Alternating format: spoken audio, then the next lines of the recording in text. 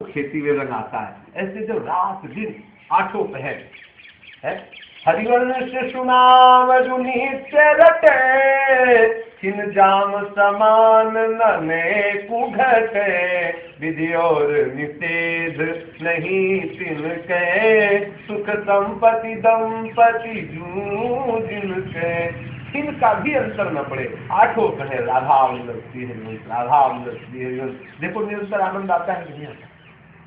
जो आठों पहर निरंतर नाम जप करो, माया का नाश तभी होता है। अंदर जो चित्त में संस्कार भरे हुए हैं उनका तभी नाश होता है जब आठों पहर नाम। कोई ये जितने भी साधन और सत्संग है, ये सब का कार्य है घुमा करके यही लाना। हम लोगों को बहुत सत्संग की आवश्यकता है, इसलिए कि बहुत प्रपंच भरा हुआ है। जैसे बहुत कूड़ा हो तो फिर एक बार की झाड़ू से नहीं, कई बार झाड़ू लगाना पड़ता है। अगर पोछा लगा हुआ घर साफ हो ना तो जाते ही आनंद आ जाएगा।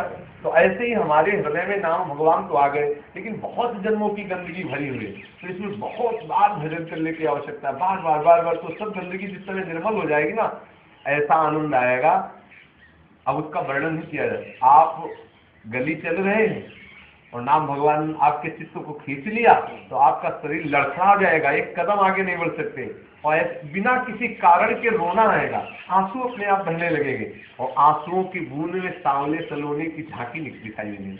प्रिया जी की झांकी नजर आने लगे। जिस समय राधा वल्लभ राधा वल्लभ राधा वल्लभ नाम हृदय में चलेगा ना, तो अपनी जो पुतरी है ना, इसमें भी राधा वल्लभ की झांकी आने लगी। जिसके हृदय में नाम की कृपा से झांकी आने लगती है, उसको फिर कोई उपदेश देने की जरूरत नहीं है, वो अपने आप उसमें लग जाता है। जब रसास्वादन मिलता है ना, तो अपने आप चित्त उसमें लग जाता है। तो उस रसास्वादन की प्राप्त करने के लिए रसना आने पर भी हमको निरंतर नाम जपना, नियम बना ले कि मुझे निरंतर जपना है। 10 माला जपना है, 21 माला जपना है, 51 माला जपना है। ये तो ऐसा है जैसे कोई स्कूल पे पढ़ने जाए और वो बार बार ना जाए और जाए ऐसा लगाए, तो फिर उससे कहा जाता है अच्छा तुम 2 घंटे स्कूल रोज आओ, ये टाफी पकड़ो और ये 5 रुपया लो। और जब वही नियमित डालने लगता है तो छड़ी निकाली जाती है और कहा जाता है तुम 5 मिनट लेट कैसे हो गए, 8 घंटे पूरे स्कूल में पढ़ो, अगर कल से 5 मिनट लेट हुए तो 2 छड़ी मारेंगे। अब उसको दंड दिया जाता है, जबकि उसी को टाफी और 5 रुपया दिया जाता है। तो संत भगवान उसी को कहते हैं भैया तू 11 माला केवल जप ले, सब बात बन जाएगी। और जब 11 माला जप ले तो तुम क्या है 11 माला जपते हो, 21 माला तो कम से कम जपो। और धीरे धीरे धीरे धीरे धीरे जब वो निरंतर नाम जपने लगता है तो उसके ऊपर नजर कड़ी कर देते हैं। देखो आप झूठ बोलना छोड़ो, आप अमुक दोष छोड़ो, आप अमुक बिल्कुल निर्मल करके प्रियालाल के चरणों में पहुंचा देते हैं। तो निरंतर नाम जपने का अभ्यास करो। जब तक आपका नाम निरंतर नहीं चलता तभी तक सब कमियां हैं, क्योंकि जगह है ना। और जिस समय अंतर रहित नाम चलने लगे तो आपको किसी के पास जाने की जरूरत नहीं, स्वाभाविक चले जाओ आनंद लेने के लिए सत्संग का, वो बात चले, आप कोई जरूरी नहीं, कोई प्रश्न नहीं उठ सकता जिसके हृदय में नाम चलता है, कोई कामना नहीं रह सकती उसके हृदय में जिसके हृदय में नाम चलता है। सकल कामना हीन, समस्त कामनाओं का नाश हो जाता है नाम जप करते करते। और जो कामनाएं आवश्यक होती हैं वो पूर्ण होकर के, और जो कामनाएं व्यर्थ की होती उनका नाश हो जाता है। नाम जपने से क्या नहीं होगा, क्या नहीं हो सकता नाम जप करने से, कोई करके तो देखे। आप कहते मन नहीं लगता, मन को लगा, जबरदस्ती इसमें लगा, लगे क्या जाता है, राधा वल्लभ राधा वल्लभ क्या जाता है। जिसका जो गुरु प्रदत्त नाम है उसको बस दोहराते रहो, क्या जाता है उसमें। आप सोचते हैं कि मेरे किए ही ये कार्य संसार का चलेगा, आप जरा नाम जप करके देखो फिर कैसे काम चलता है।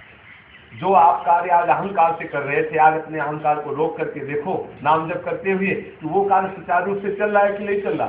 जिसे तुम अहंकार से मान रहे थे कि मेरे द्वारा चलेगा, मैं नहीं करूंगा तो नहीं होगा, नहीं ऐसी बात नहीं। आप नाम जप में लगो, देखो सब होगा।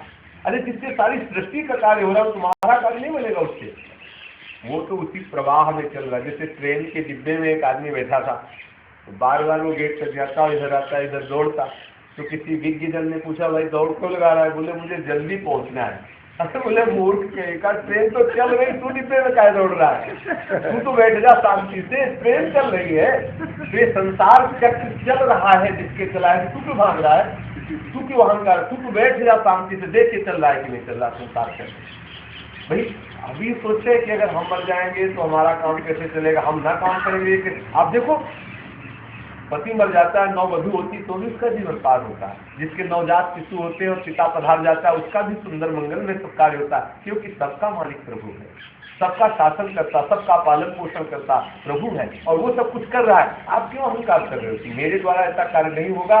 हम लोग परेशान बस ट्रेन वाली दिशा में है कि ट्रेन तो चल रही है, हम डिब्बे में भाग रहे हैं कि हमें जल्दी पहुंचना है। अरे शांति से बैठ जाओ प्रभु के नाम रूप में और देखो इस सृष्टि का कार्य अपने आप होता है कि नहीं।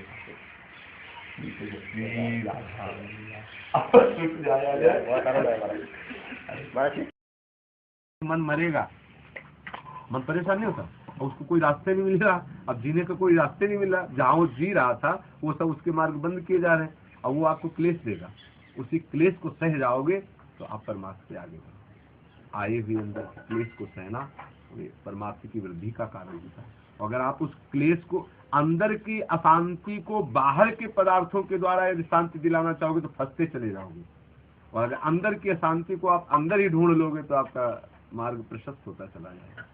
अंदर की अशांति यदि आप दूर करना चाहते हो तो बाहरी पदार्थों से नहीं, बाहरी व्यक्तियों से नहीं, बाहरी वस्तुओं से नहीं, वो अंदर से ही होगी, बाहर से नहीं।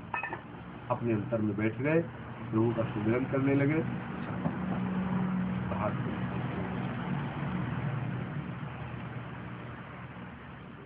राधा राधा राधा राधा।